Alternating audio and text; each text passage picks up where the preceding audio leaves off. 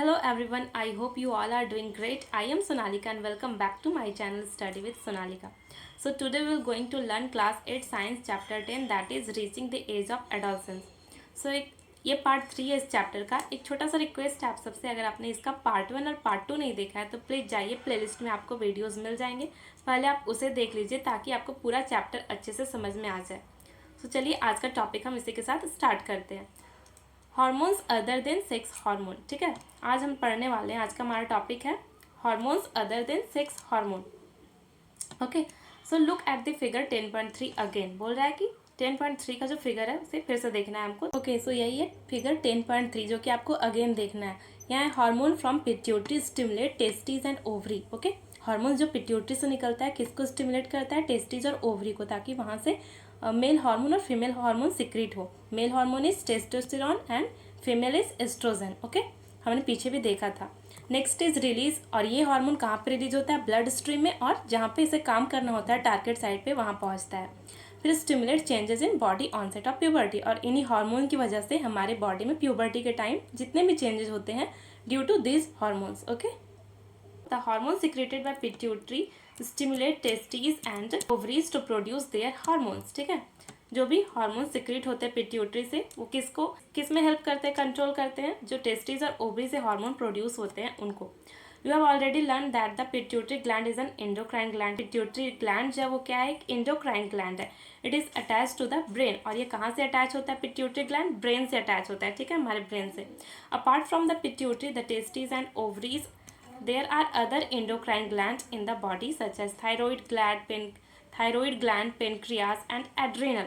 So बोल रहा है कि पिट्यूटरी से टेस्टिस और ओवरीज से जो हॉर्मोन्स निकलते हैं उनके अलावा बहुत सारे और एंडोक्राइन ग्लैंड है जो सिक्रेट होते हैं। कहाँ से? पिट्यूटरी से, जैसे thyroid, pancreas and adrenal glands. Okay, so यहाँ पे देखिए डायग्राम। ये क्या है? ये पिट्यूटरी ग्लैंड है जो कि ब्रेन से अटैच होता है। फिर यहाँ पे है thyroid gland, adrenal gland, pancreas के बाद यहाँ पे दिखा रहा है position of the ovaries in the females and testes in males. Okay, position of endocrine glands in the human body. ये जो सारा क्या देखा हमने? Position of endocrine glands human body में। Boojho and Paheli had once visited their aunt who was a doctor. देखो, बूजो और पहेली क्या होते हैं? उनकी आंटी है एक जो कि डॉक्टर है, उनके वहाँ पे क्लिनिक में जाते हैं तो देखते हैं वहाँ पे एक काका नाम का लड़का था। ठीक है, काका नाम का लड़का था जिसका क्या था कि had a very big and bulging throat. जो उसका गला था वो बड़ा था और निकला हुआ था।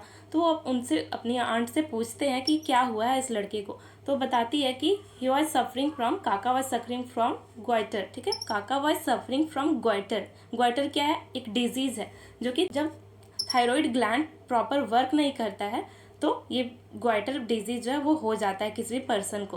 काका thyroid gland was not producing the hormone thyroxine. ठीक है, तो इससे क्या पता चलता है कि थायराइड ग्लैंड जो है वो कौन सा हार्मोन सिक्रेट करता है? थायरोक्सिन। ठीक है, तो जब thyroid gland proper secretion thyroxine का, हार्मोन का ना करे तो ग्वाइटर बीमारी हो जाता है, जिसमें गला फूल जाता है, बाहर की तरफ निकला हुआ दिखाई देता है।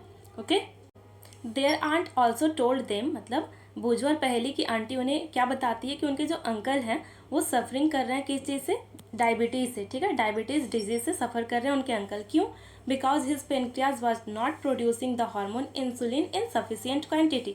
ऐसा क्यों होता है? डायबिटीज़ कब होता है? जब पेनक्रियाज से सिक्रेट होने वाला hormone that is insulin proper quantity में हमारे बॉडी में सिक्रेट नहीं हो पाता है, तो इंसुलिन की कमी की वजह से क्या हो जाता है? बॉडी में डायबिटीज़ का बीमारी हो जाता है।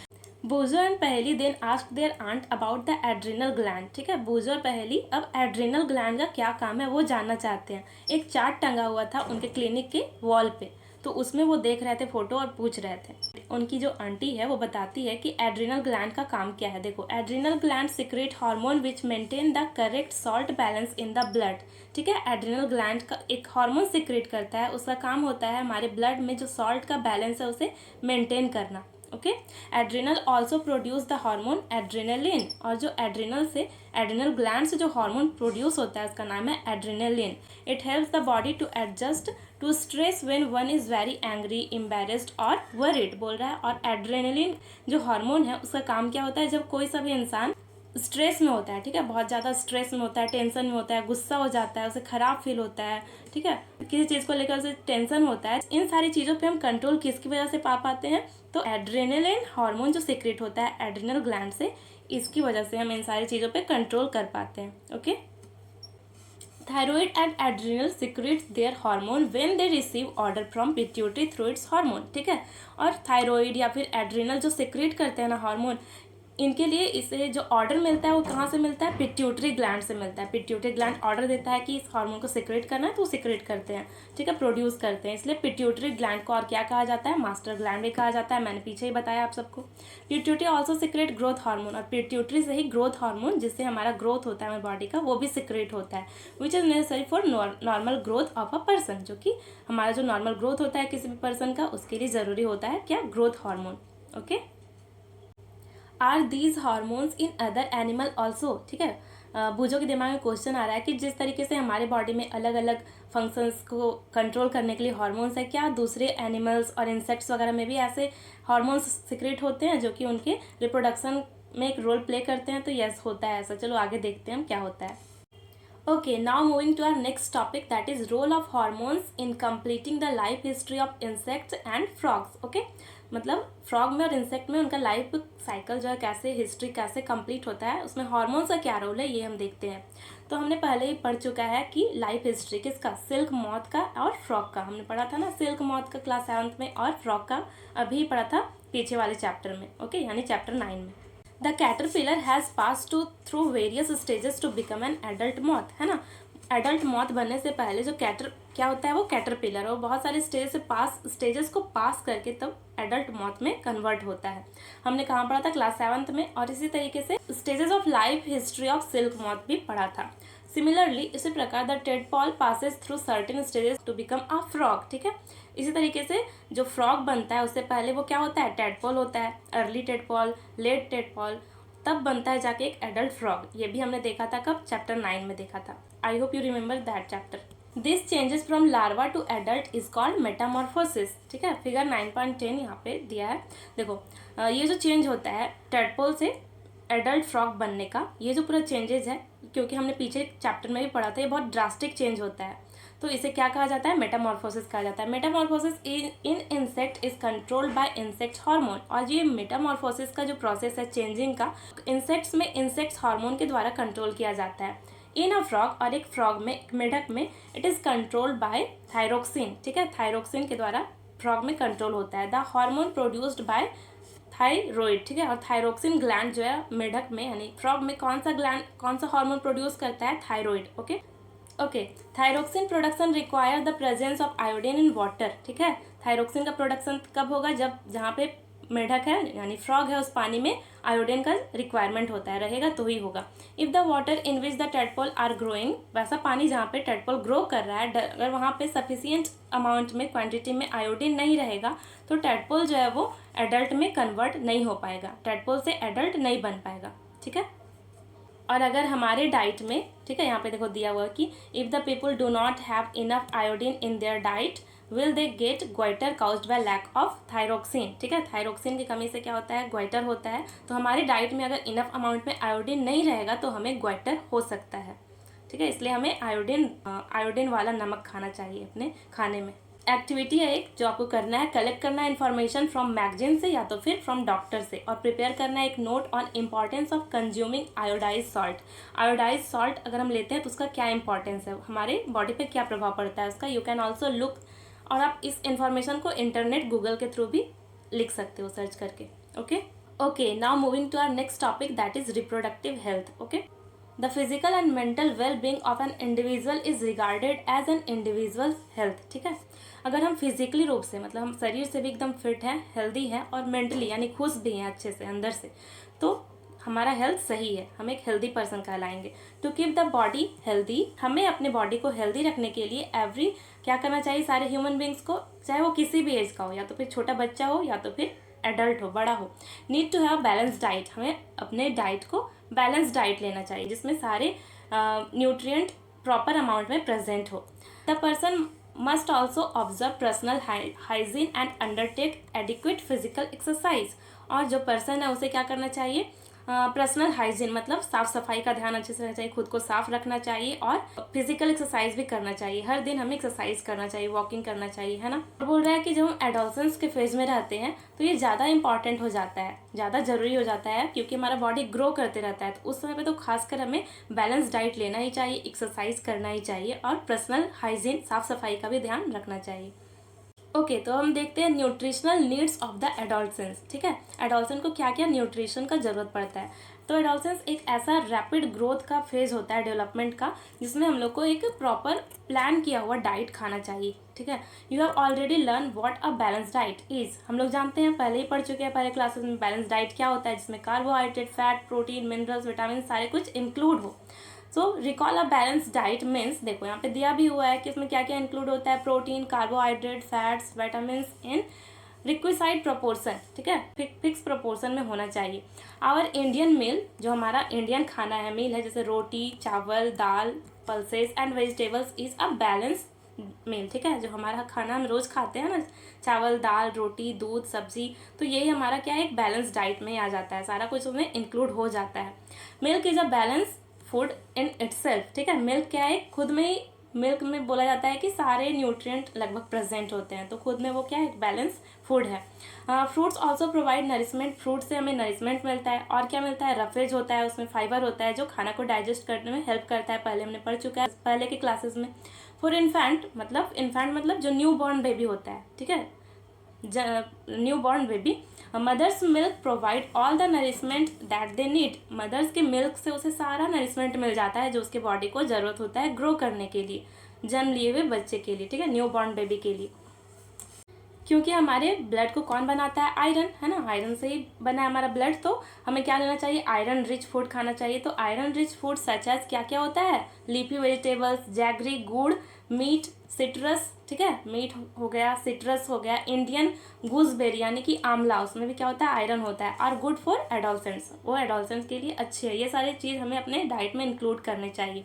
Check items for lunch and dinner in your meal. तुम अपने लंच और डिनर में क्या क्या आइटम्स लेते हो, क्या क्या खाना खाते हो, उसे चेक करो, देखो कि ये सारा चीज़ इंक्लूड है या नहीं। Is the meal balance and nutritious. क्या जो तुम खाना खा रहे हो वो बैलेंस है और न्यूट्रिशियस है। Does it include cereals which give energy and milk. क्या उसमें सीरियल्स आ रहे हैं, यानी कि अनाज आ रहे हैं सारे, चावल, दाल वगैरह। मिल्क है उसमें, मीट है, nuts and pulses which also provide proteins for growth. ठीक है, नट्स, पल्सेस, मीट, मिल्क, सारी चीज़ क्या करते हैं, हमें प्रोटीन्स देते हैं, जिससे क्या होता है, बॉडी ग्रो करता है अच्छे से। Also it include fats and sugar. ठीक, देखो ऑल्सो इट्स इंक्लूड, इसमें फैट भी होना चाहिए, शुगर भी होना चाहिए, क्योंकि हमें शुगर यानी कि कार्बोहाइड्रेट, फैट, ये सबसे क्या मिलता है, हमें एनर्जी मिलता है हमारी बॉडी को। What about fruits and vegetables which are protective food. तुम फ्रूट्स और वेजिटेबल्स के बारे में क्या सोचते हो, ये प्रोटेक्टिव फूड है। यस, क्योंकि इसमें फाइबर होता है। ठीक है, फाइबर क्या करता है, खाना को डाइजेस्ट करने में हेल्प करता है। चिप्स एंड पैक्ड और टेन स्नैक्स, हो रहा है कि चिप्स और पैकेट वाला जो स्नैक्स होता है, दो वेरी टेस्टी, वो हालांकि वो खाने में तो बहुत टेस्टी लगता है हमें, हम सब खाते हैं ना, लेकिन should never replace regular meals as they do not have adequate nutritional value. So chips और पैकेट बंद वाले जो खाने होते हैं टेस्टी तो होते हैं, लेकिन वो कभी भी जो हमारा न्यूट्रिशनल बैलेंस डाइट है उसे रिप्लेस नहीं कर सकते, उसका जगह नहीं ले सकते हैं, वो है तो हमारी बॉडी के लिए हार्मफुल ही। ठीक है, सो नहीं खाना चाहिए, कोशिश करो इसे अवॉइड करने का। कभी कभी खाओ, सप्ताह में 1 बार 2 बार, पर ज़्यादा नहीं खाना चाहिए। घर के खाने पे ही हमें फोकस करना चाहिए। ओके, यहाँ पे एक एक्टिविटी फिर से दिया है, इसमें बोल रहा है कि अपने फ्रेंड के साथ ग्रुप में बैठो और अपने आज अगर बैठे हो तो कल तुमने क्या क्या खाया था ब्रेकफास्ट में, लंच में और डिनर में, एक नोट बनाओ अपने कॉपी में, और फिर देखो कि क्या तुम जो खाना लिए थे उसमें जंक फूड इंक्लूड था, और था तो क्या क्या था, और अच्छा चीज़ था तो वो क्या क्या था, बैलेंस डाइट। ओके, देखो बोल रहा है कि क्या करो तुम, कि एक बैलेंस डाइट का जो फोटो जहाँ जहाँ से मिले तुम्हें उसे एक चार्ट पेपर पे बनाओ, चिपकाओ और अपने क्लासरूम में चिपकाओ, ताकि सबको पता चले कि हमें क्या क्या खाना चाहिए ऐसा, और सब उसे फॉलो कर सके।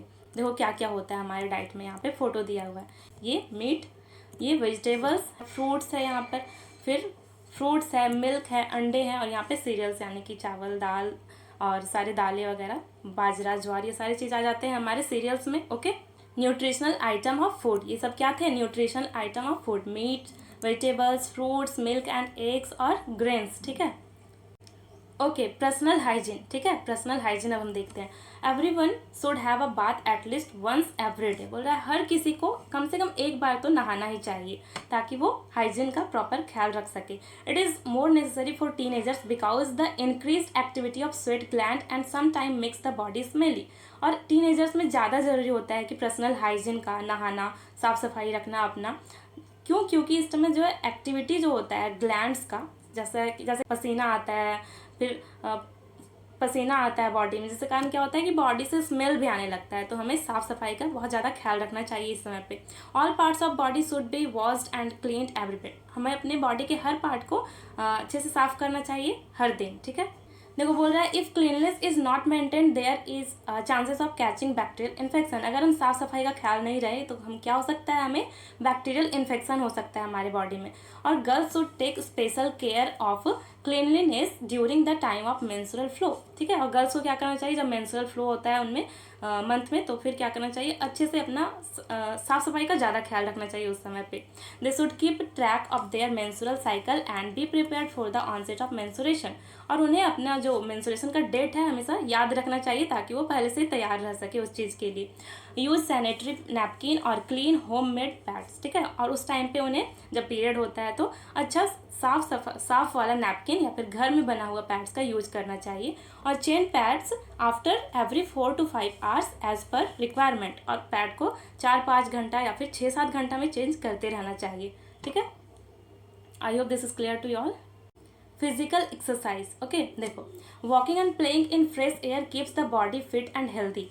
जब हम फ्रेश एयर में यानी खुली हवा में जाकर के टहलते हैं, खेलते हैं, तो हमारा बॉडी फिट रहता है और हेल्दी रहता है। और सारे यंग बॉयज़ और गर्ल्स को क्या करना चाहिए, वॉक करना चाहिए हर दिन, सुबह शाम वॉक करना चाहिए, एक्सरसाइज करना चाहिए और घर से बाहर ग्राउंड में खेलना चाहिए हर दिन, ठीक है। इससे क्या होता है, हमारा बॉडी फिट रहता है और हेल्दी रहता है। अब यहाँ पे कुछ मिथ्स दिया हुआ है। मिथ्स मतलब होता है कि कहावतें जो सच नहीं होता है। टैबूज मतलब जिसके बारे में लोग बात नहीं करना चाहते हैं। डूज एंड डोंट मतलब क्या करे और क्या ना करे। चलो देखते हैं। You have learned here and from chapter 9 the scientific facts related to human reproduction. हम लोग यहाँ पर और चैप्टर 9 में साइंटिफिक फैक्ट जो थे ह्यूमन रिप्रोडक्शन से रिलेटेड सारे पढ़ लिए हैं, जो कि साइंटिस्ट ने बताया। There are many wrong notions which you should now be able to discard as informed adolescents, है ना। बहुत सारे ऐसे जो मिथ्स होते हैं, जो कि झूठे बात होते हैं, जो लोगों के द्वारा बस फैला दिए गए हैं एडोलसेंट से रिलेटेड। देखो क्या है, for example there are myths and taboos. Taboos मतलब वैसा बात जिसके बारे में लोग बात नहीं करना चाहते हैं, वैसा चीज़। और मिथ्स मतलब झूठा चीज़। रिगार्डिंग बॉडीली हमारी बॉडी में चेंजेज होता है दैट एडोलसेंस एक्सपीरियंस, जो हम एक्सपीरियंस करते हैं एडोलसेंस के फेज में। Some of these are given below and you can now argue why these are myths and not facts. अब तुम जान गए हो जो भी नीचे दिया हुआ है वो बस मिथ है, कहावत है, ऐसा कुछ होता नहीं है। तो अगर तुम अब ऐसा कुछ सुनते हो तो तुम उससे आर्ग्यू कर सकते हो कि ऐसा कुछ नहीं है। देखो क्या है वो बात जो लोग करते हैं। ओके, फर्स्ट पॉइंट है यहाँ पे, a girl become pregnant if she looks at boys during menstruation. बिल्कुल गलत है, ये मिथ है। कि क्या लिखा हुआ है कि कोई से भी लड़की अगर मेंस्ट्रुएशन के टाइम किसी लड़के को देख ले तो प्रेग्नेंट रहती है। ये तो गलत है, मिथ है, ऐसा तो हो नहीं सकता है। सेकेंड है कि the mother is responsible for sex of her child. ये भी गलत है। अगर हमने पीछे देखा कि मदर रिस्पॉन्सिबल नहीं होती है सेक्स ऑफ चाइल्ड के लिए, कि लड़का होगा या लड़की, उसके लिए तो देखा जाए तो फादर, क्योंकि मदर से तो हमेशा एक्स क्रोमोसोम ही आता है, फादर से एक्स और वाई आता है, तो वाई क्रोमोसोम पे डिपेंड करता है कि वो बॉय होगा। You may come across many other myths and taboos, discard them. बोल रहा है इसके अलावा भी आप और भी कुछ हो सकता है कि सुने होंगे, ठीक है। एक और छूट गया, देखो, a girl should not be allowed to work in the kitchen during menstruation. मतलब मेंस्ट्रुएशन के टाइम पे हो सकता है कहीं कहीं पे ऐसा होता है गांव में कि अगर मेंस्ट्रुएशन के फेज में है, पीरियड में है अगर गर्ल्स, तो उसे किचन में काम करना अलाउ नहीं होता है। बट ये सब बिल्कुल गलत है। से नो टू ड्रग्स, ओके। देखो क्या है, adolescence is a period of much activity in body and mind which is a normal part of growing up.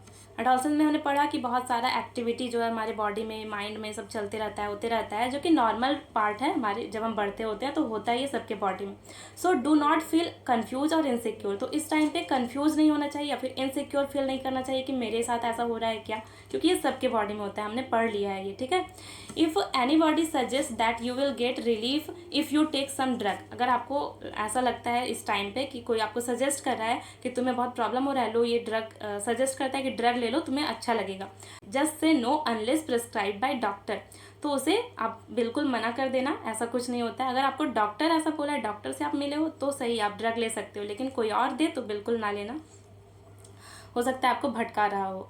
Drug क्या होता है, एडिक्टिव होता है, मतलब एक बार आपने ड्रग लिया तो फिर लत लग जाता है उस चीज़ का, आदत हो जाता है। If you take them once you feel like taking them again and again, आपको बार बार लेने का मन करेगा।